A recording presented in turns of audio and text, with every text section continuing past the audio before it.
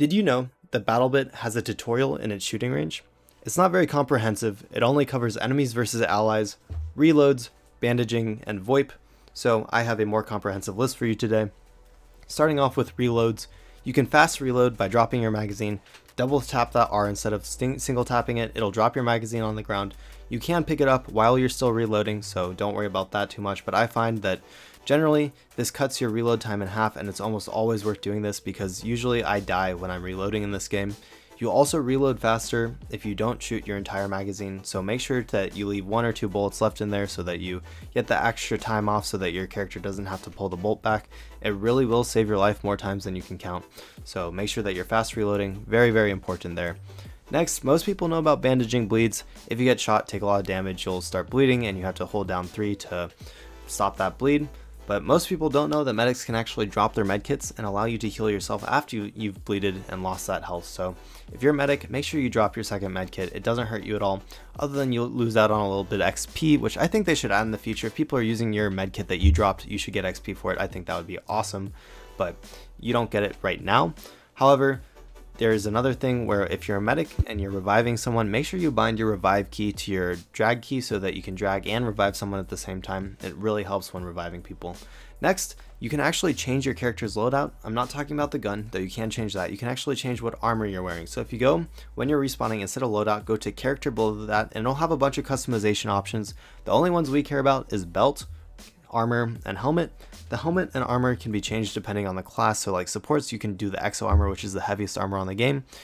However, it does make you move a lot slower, and armor also doesn't regenerate or anything, so it's not really the best. But if you want to, get a little crush and save yourself from getting one tapped from across the map, make sure you go in, check the armor. The Ranger armor at level 75 is really important just because it gives you 2 extra mags for your primary weapon, so that's huge. I pretty much always run the Ranger armor now that I have it unlocked. So keep an eye out for that when you're grinding up to there. Next, you can use the Alt and then the mouse scroll wheel to zero a weapon. Very important if you find yourself missing at range. Try zeroing your weapon to, I almost always run zeroed at about 100 meters, and I find that this pretty much makes it so that I never miss. Even when I'm sniping, I mean, you can range it up if you're like doing really long range snipes, but if you're just doing like 100 to 400, I usually just range to about 100, and then I just aim above their head depending how far it looks away. That takes a little bit more time, but I find it pretty easy. But yeah, make sure your mouse scroll wheeling to zero your weapon really helps with the aim. Next, if you're sniping and you have a long range scope, you will have a big ass scope glint, so make sure you're keeping an eye out for that, and switch down to a medium scope as soon as you can. You pretty much can use a medium scope on every single map, so unless you're going for like those 1,000-meter headshots, stuff like that, you can use a medium scope and do just fine, and other snipers, it'll be a lot harder for them to see you. So really important when you're sniping, playing that recon class and all of that. So it is a long grind to get all the guns. It takes forever. A lot of people are complaining about how long it takes. You only get a gun about, I think, every 5 levels, so pretty rough. Here's some tips to help you, level up faster. If you're playing Conquest or other modes with enemy vehicles, make sure you use C4 or whatever you have to destroy them. You get 1,800 XP each. That's the equivalent of 9 kills. It's insane how much XP you get for killing vehicles, so highly suggest going for those ATVs, stuff like that. You could even play Engineer if you wanted, however that means you can't play Medic, which sort of goes into our next point where Medics get to revive and heal friendlies, and reviving is the equivalent of 400 XP, which counts as 2 kills because you get 200 XP for killing someone. And healing at friendlies, I mean, you revive someone and heal them all the way up, you can get to like 1,000 XP just for a single player. So if you're really trying to level up fast, I'd suggest either playing Medic or Engineer. I think those are the 2 classes that get to level up this fastest. Engineer because they have the RPG for killing enemy vehicles faster. And then finally, for my last tip for leveling up faster, make sure you play the objectives in any of the modes, but especially Frontline and Domination, where the points are capped over and over. So I'd say if you're trying to get like the most XP, you could play like either Domination is probably better, but you could play Frontline, try to cap the points, kill as many people as you can, play Medic, revive and heal your friendlies, and you will be leveling up in absolutely no time.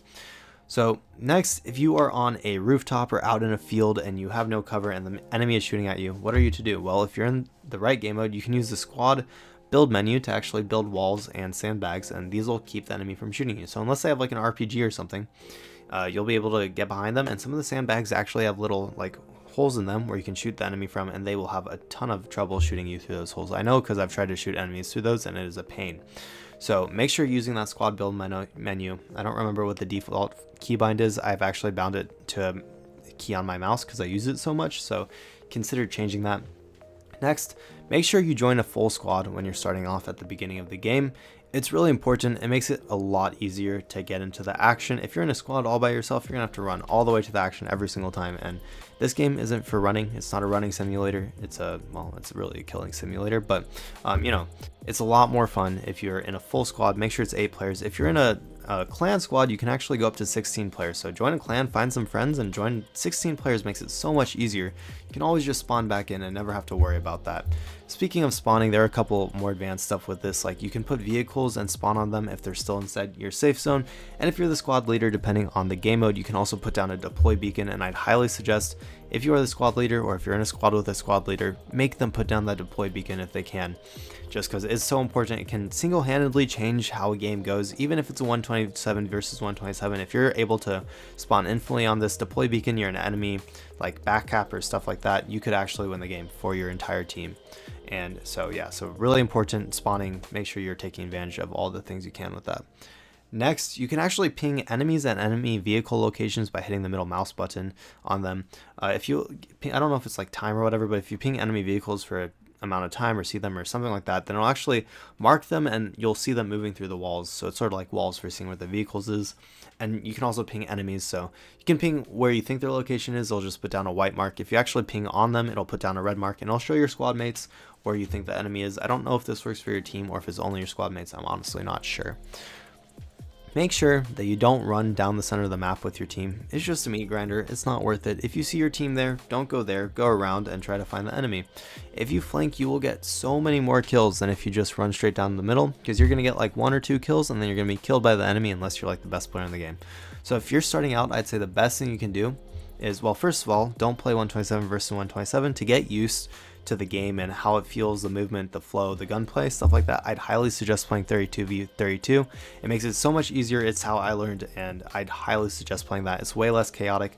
For some people, it's not going to be your thing. I totally understand. I mean, 32v32 is pretty much always rush, which is the bomb defusal game modes for like CSGO and all that. But I'd highly suggest playing that just to get used to movement, and you won't get shot in the back as much. And then make sure you're working on flanking. Never run down the center of the map. Flank around. Try to kill as many as you can before you get killed, and you'll really find that you start to rack up on those kill streaks. Not that they get you anything, but it feels good, right? So finally, there's the 10 tips, but I have a settings guide. I'm not going to put it into this video, but I will link it. So if you want to go hit that up and get your settings set, that'll really help you out as a new player. So I hope you found this 10 things I wish I knew before playing BattleBit helpful. I really put a fair amount of effort into finding the things that I think would be most helpful for new players. So, and I know there are a bunch of new players coming in just because of how the Steam charts are all working out. So anyways, if you found this helpful, let me know in the comments below. I really appreciate all the support, y'all. Thanks to my channel members, Jed, Hastrell, and Professor Oak for bankrolling my videos, and I really appreciate it. I hope y'all have a wonderful week.